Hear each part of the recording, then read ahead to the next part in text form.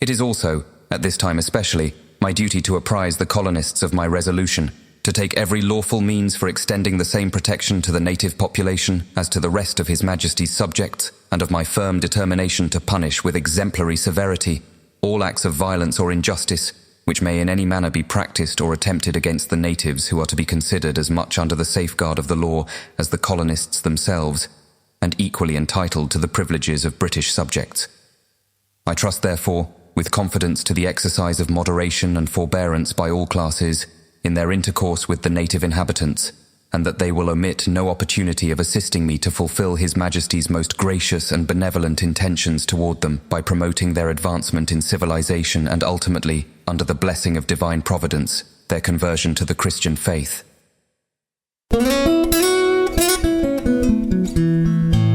G'day, I'm Peter. And g'day, I'm Greg. Welcome to Today's Stories from Our Past, a podcast about a history of Australia from about 1800 onwards. The story is told through the experiences of those who lived it.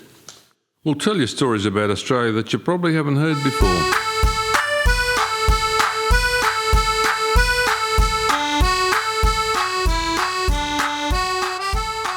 So just a quick recap of earlier episodes. Robert Gouger and others had lobbied for years to set up a new colony based on Edward Gibbon Wakefield's systematic colonisation principle. By early 1836, everything was ready for the various parties, the surveyors, the government officials, company officials and excited immigrants to leave for South Australia. South Australia's first fleet consisted of 9 ships. They set forth from England in staggered departures over a period of about 5 months. The earlier ships carried South Australia company staff and the surveyors, whose job it was to find and set out the new capital city, Adelaide, so that land sales could start as soon as possible after the eager immigrants arrived. Later ships carried the immigrants. The last ships carried government officials. By the end of our last episode, the Surveyor General, Colonel William Light, and the Colonial Secretary, Robert Gouger, had arrived. So too had my ancestors, William Henry Neal and his family, and Charles Nandes, but only after Charles had only just survived a trek across KI. Everybody was busily trying to set up the new colony. Only one ship remained to arrive. That was the HMS Buffalo, which carried the new governor of the colony, Rear Admiral Sir John Hindmarsh. So when did the governor arrive? On 24 December 1836, HMS Buffalo reached Port Lincoln and found the Signet at anchor there.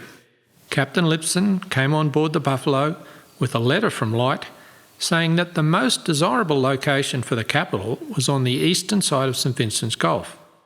The Buffalo then sailed to Holdfast Bay, or Glenelg as it is now known. This is where most of the immigrants were camped. It's about time for him to arrive. Haven't some of the first immigrants been in South Australia for 6 months or so by now? Yes, and some of them were still on KI. But by this time, more than 200 people were camped near the shore at Glenelg. They were waiting for Light to select a suitable location for the main town. Most had settled into a pleasant, if rudimentary, domestic routine. Amongst the group was Robert Gouger. He'd arrived with his heavily pregnant wife Harriet on the Africaine in September. On the 28th, Gouger noted in his diary, "This morning, on going as usual to let out my goats, I saw 2 large vessels entering the bay, which proved to be the Buffalo, bringing the governor and other officers, and the Signet from Port Lincoln. Before 8 o'clock, a messenger arrived at my tent requiring my attendance on board. I found His Excellency and all the party in good health and spirits and full of hope and ardour to commence their colonial career. After some consultation, it was decided that the governor and emigrants should land here at once, and that, in the course of the day, the necessary oaths should be taken and the governor's commission read. At 3 o'clock, the Marines from the Buffalo were drawn up in a line, and the whole of the colonists assembled in front of my tent. Before, however, reading the commission in public, I took the necessary oaths of office and, as the senior member of council present, I administered to the governor the oaths of office. We then held a council in my tent for the purpose of agreeing upon a proclamation. Oh, well, good. Some action at last. Yep. There was great excitement as news of the governor's arrival spread through the settlement. Everyone gathered near a bent-over old gum tree, which was near Gouger's tent, and the governor read the agreed-upon vice-regal proclamation. Now, to be a bit pedantic here, the proclamation did not proclaim the colony of South Australia as such.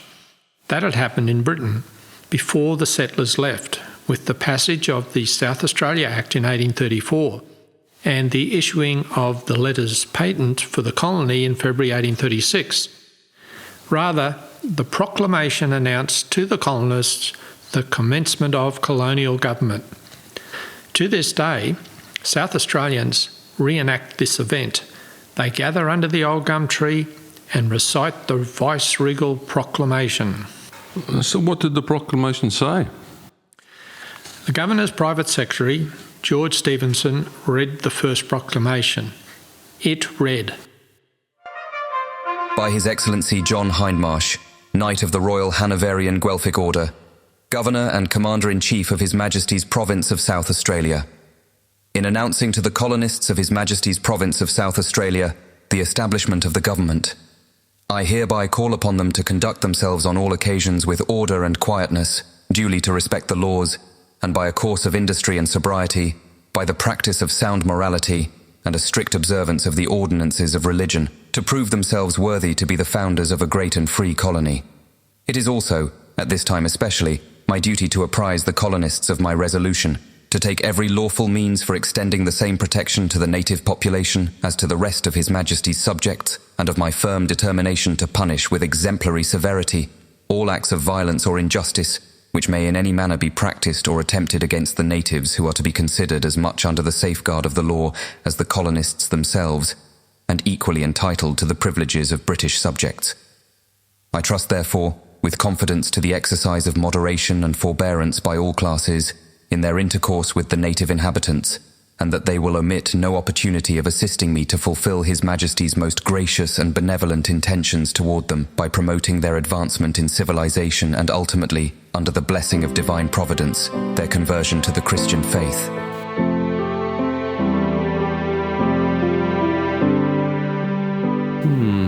Benevolent intentions toward them by promoting their advancements in civilization and ultimately, under the blessing of the divine providence, their conversion to the Christian faith. I wonder what the local First Nations people thought of that. Were they even present? It's not clear. I can't find any evidence that they were consulted about this declaration. Supposedly some of the Kaurna, that's the name of the local First Nations people, were present when the proclamation was made. But I'm not even sure if that's correct. Why do you say that? Well, some Kaurna people are included in the far background in a famous painting depicting the event. It was done by Charles Hill. Can you describe this painting? Yeah. There are about 200 people in it. In the centre are the officials, Hindmarsh, Gouger, Light and Co. Behind them in a semicircle are the settlers. The old bent-over gum tree is in the background. When I first saw this painting, I envisaged my ancestors, William Henry Neal, his wife and 4 children, and Charles Nantes, somewhere in the scene. Sometime later, I found a sketch which supposedly identifies all those who were present. Most of the people in the drawing are numbered, and at the bottom of the sketch is a key identifying each numbered person. None of my ancestors are listed there. That doesn't sound right. Do you know what's going on there?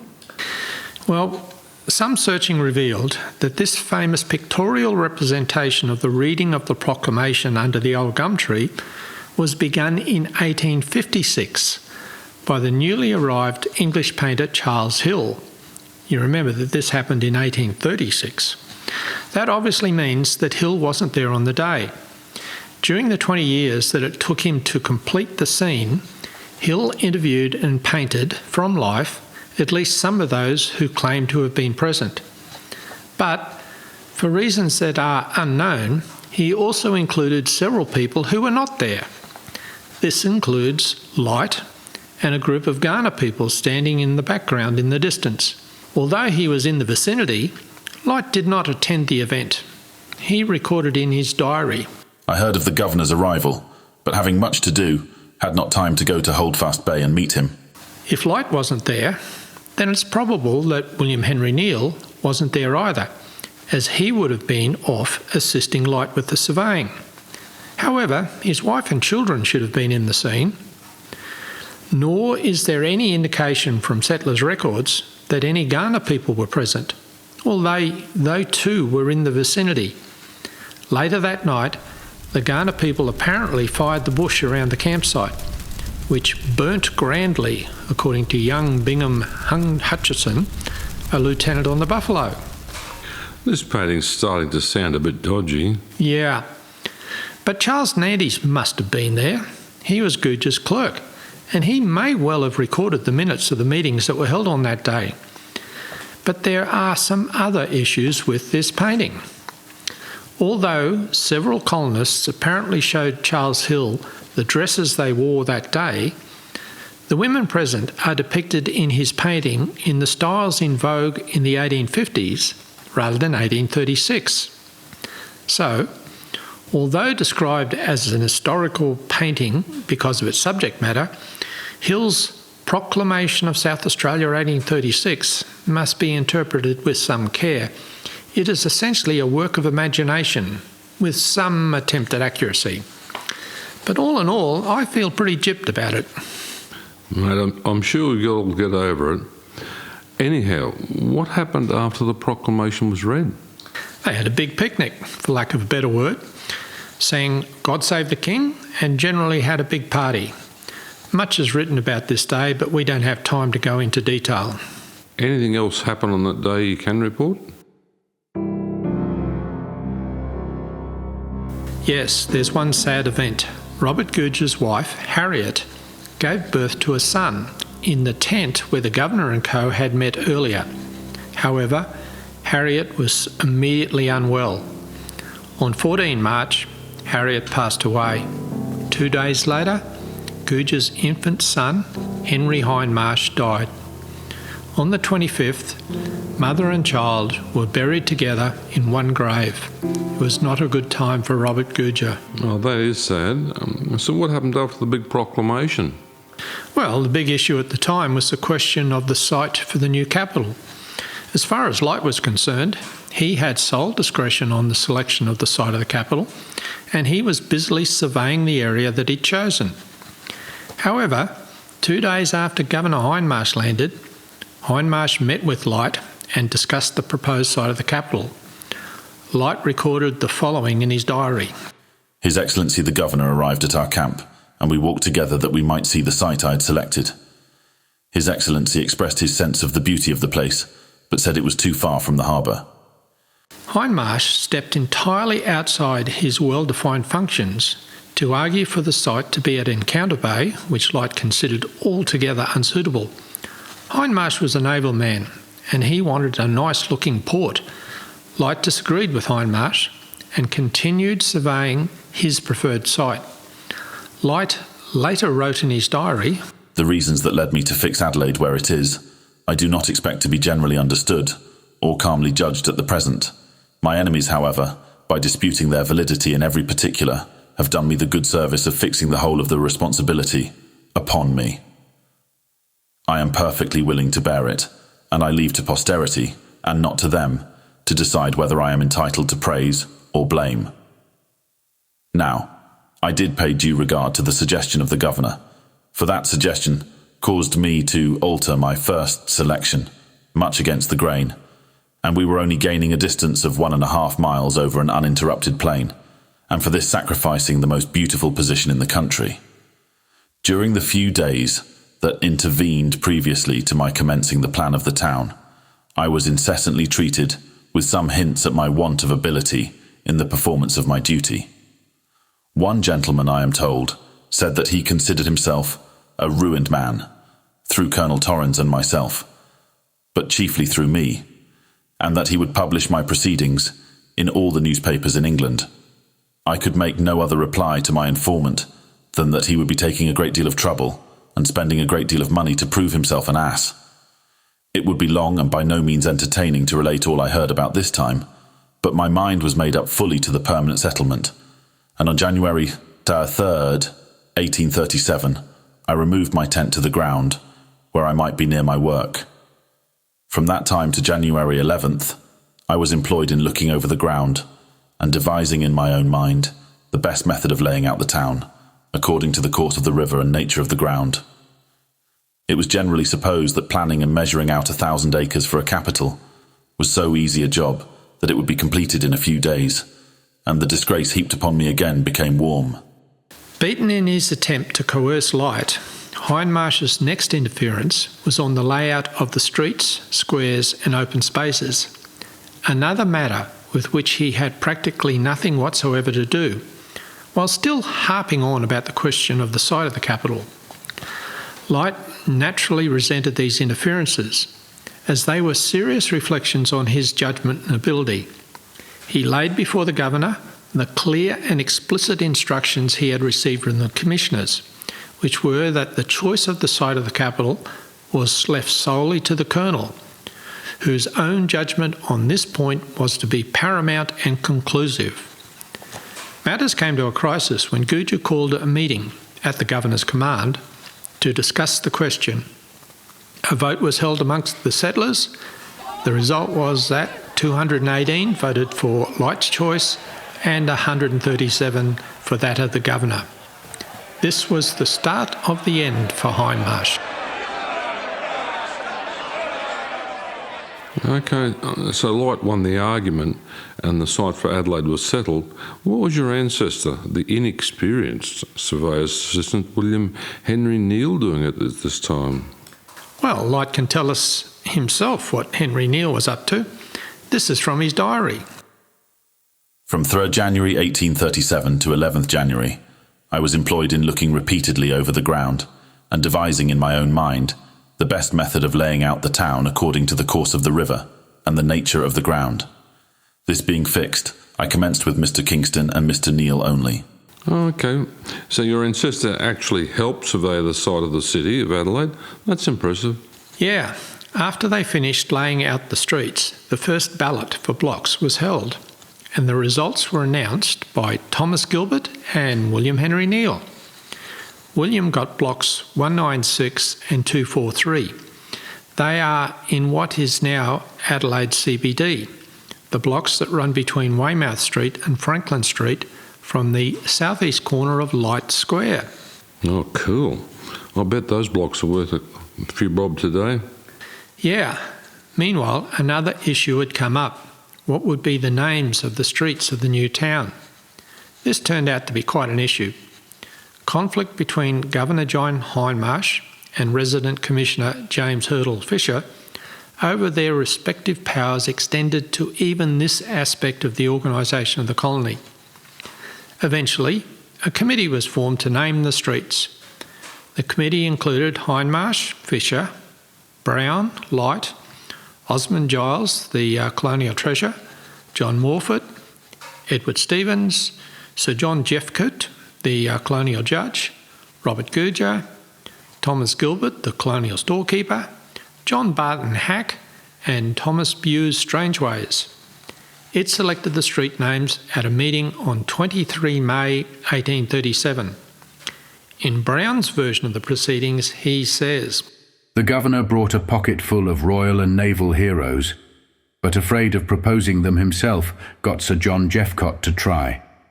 King William Street and Victoria Square were agreed to by all, but when he got to Duncan and Howe as his two next, we divided, and Grota and Wakefield reigned in their stead. This nearly ended the question, and we came off with only Malcolm and Tynt and Strangways. I am rather ashamed of myself of having my hand in this business, but votes were wanted, or it would have been a journal of our governor's life and adventures." When researching the issue, I found a letter written by a young Charles Nannies. You'll remember that my ancestor was clerk to Robert Gouger, the colonial secretary. The letter was addressed to Colonel Light and goes: Adelaide, 22nd May 1837. Sir, you are requested to attend at the residence of the Colonial Secretary tomorrow at 12 o'clock precisely, for the purpose of naming the streets of Adelaide. I have the honour to be, Sir, yours most sincerely, C. Nantes. Cool. I know that this is just a short note by a minor public servant, but it must be interesting to know that your ancestor was involved with. Yeah. Anyhow, Hindmarsh found it difficult to accept the agreements made at that meeting, and he appears to have had some street names altered afterwards.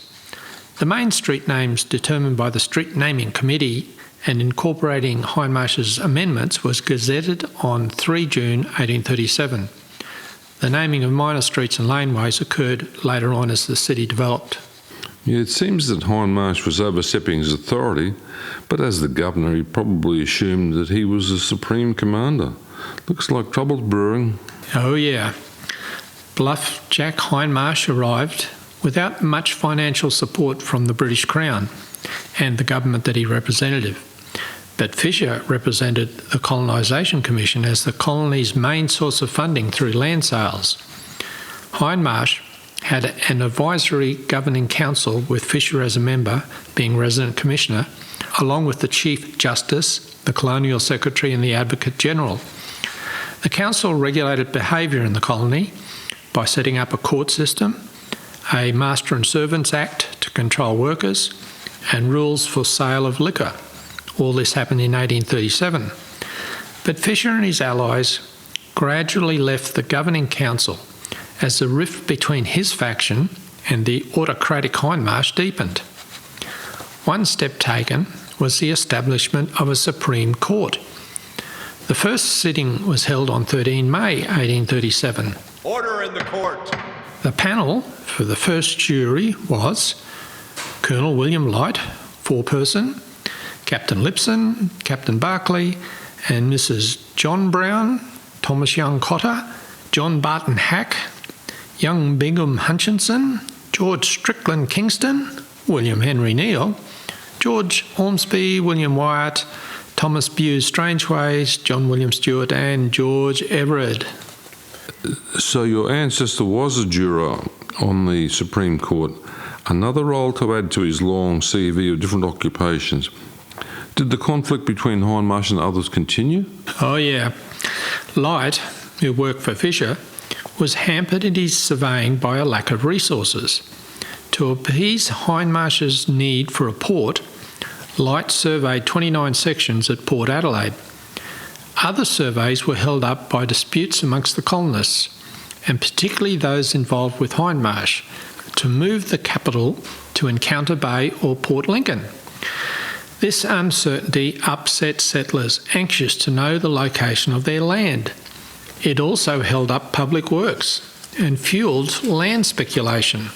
Trivial differences between Hindmarsh and Fisher rose into trials of strength. In April 1837, further controversy arose from the governor's garden encroaching on public land. Controversy over a garden encroachment. This is sounding very petty. Yep, you bet, very petty stuff. Next month, Hindmarsh openly criticised Fisher in his dispatches to the Colonial Office, and Fisher contemplated resigning from the Council of Government. Eventually, Fisher sent the Deputy Surveyor General, George Kingston, back to London to complain about Hindmarsh's incompetence. The politicians of the day seem to have been a quarrelsome lot. Nothing seems to have changed in that regard today. No, I think that's the nature of the beast.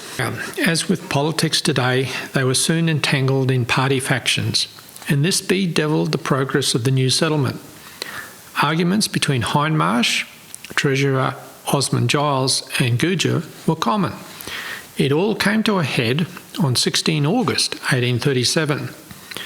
Gouger was not impressed when Hindmarsh decided to make Osmond Giles a magistrate.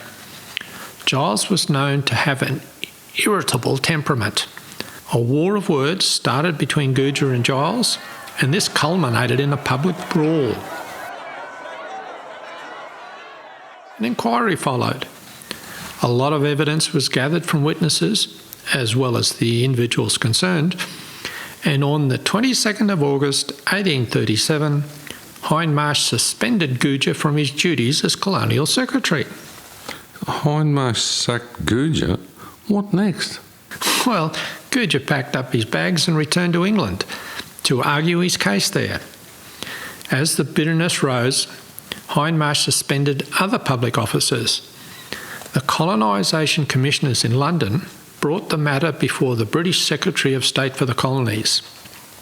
Then, John Brown, the colonisation commissioner's immigration agent and not subject to Hindmarsh's control, was suspended in September. Next day, Fisher issued a handbill saying that Brown still held office. A month later, Hindmarsh issued a printed proclamation denying authority to Fisher's handbill and warning loyal subjects against disobedience.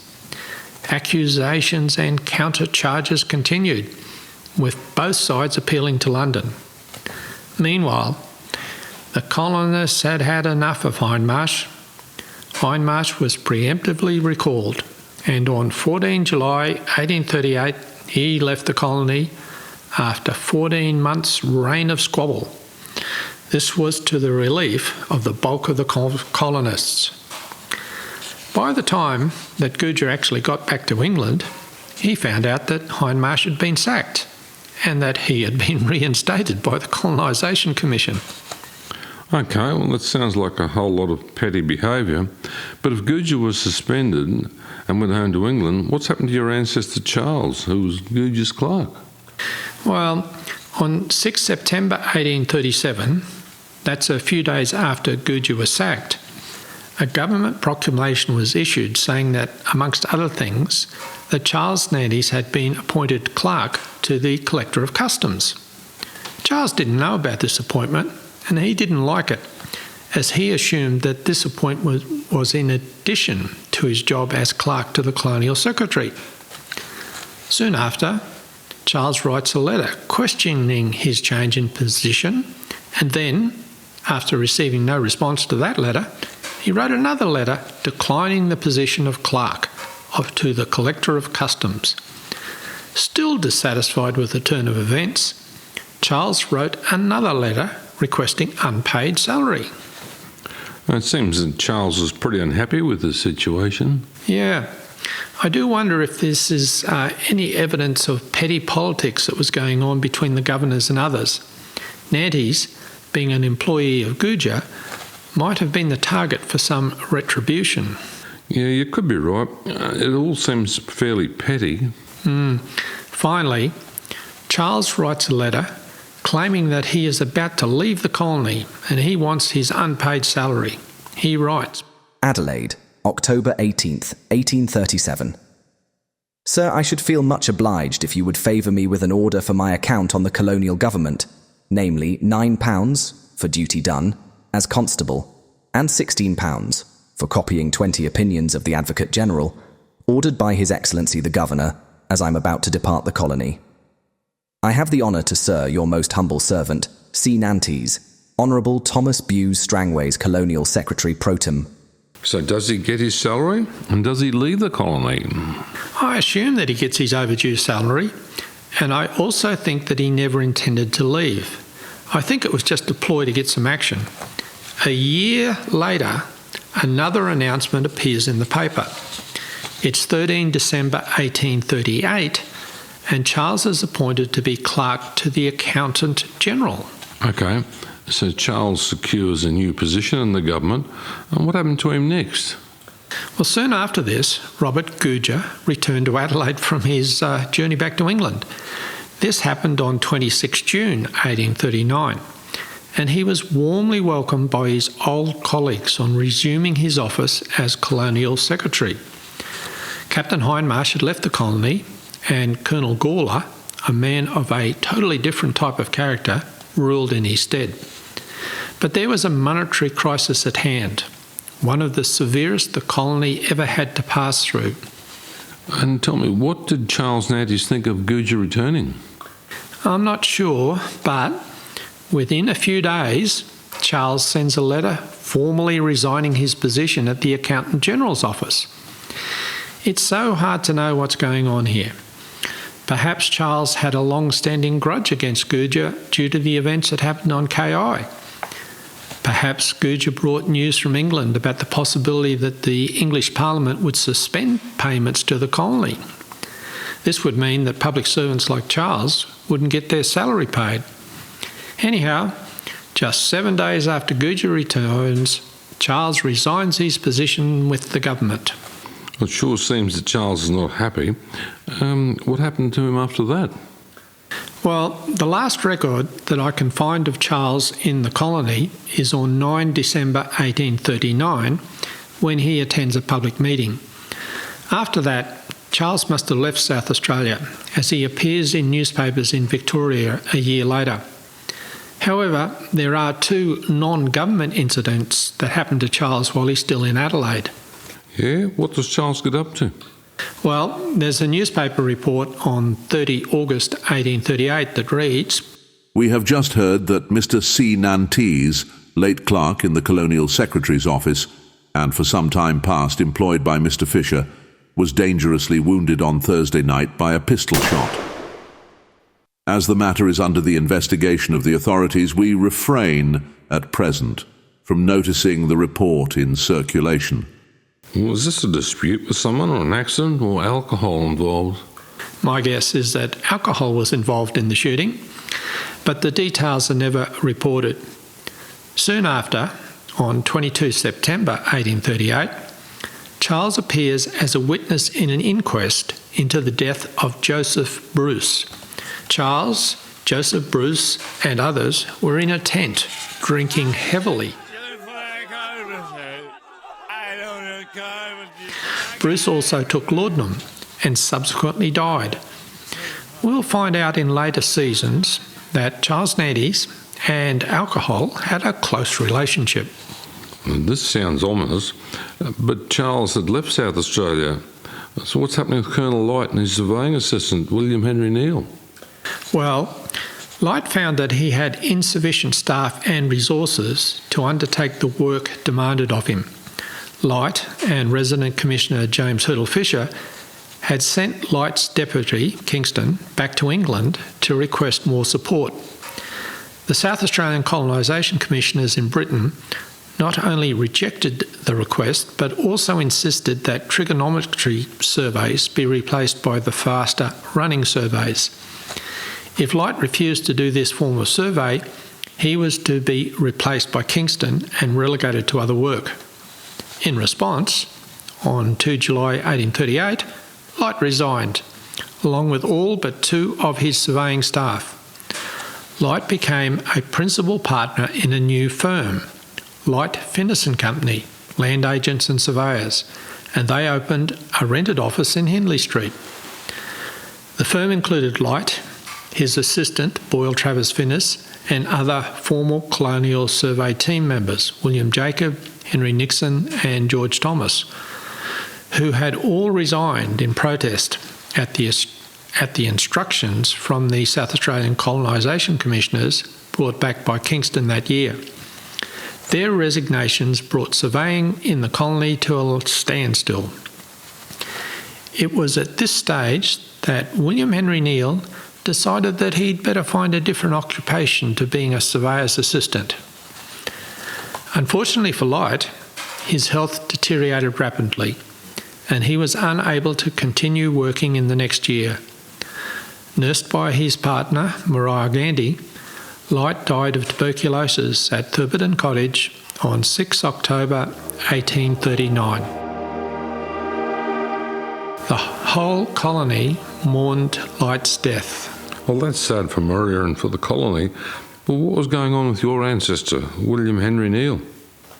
Well, you may recall from episode 2 that William's CV included the following occupations: farmer, corn chandler, corn merchant, livery stable keeper, and clerk in a gaming house. These were all in England, and then surveyor's assistant in South Australia. It seemed that William can turn his hand to just about anything. Okay, so what does he actually do? on 12 August 1837, that's actually well before Colonel Light resigned, I found an advertisement in a South Australian newspaper saying that William Henry Neale was running an auctioneering business at his store in section 243 Franklin Street. That's the land that he got allocated when the town was surveyed. Perhaps William had got the message from Light that his surveying skills were not really up to scratch and he needed to find another job. That sounds a bit like William had jumped ship before it sank. What does he do next? We'll discuss how William went as an auctioneer in our next episode. Okay, well, it seems the colony's getting off to a very rocky start. What does happen next? We've briefly mentioned a fellow called John Barton Hack in a couple of episodes now. We'll discuss him and his family in our next episode, as they are the reason why another one of my ancestors, John Watts, arrives in the colony. We'll also discuss how William Henry Neale and family progressed. Oh, well, that's good. Thanks for listening. So it's goodbye from me. And it's goodbye from me.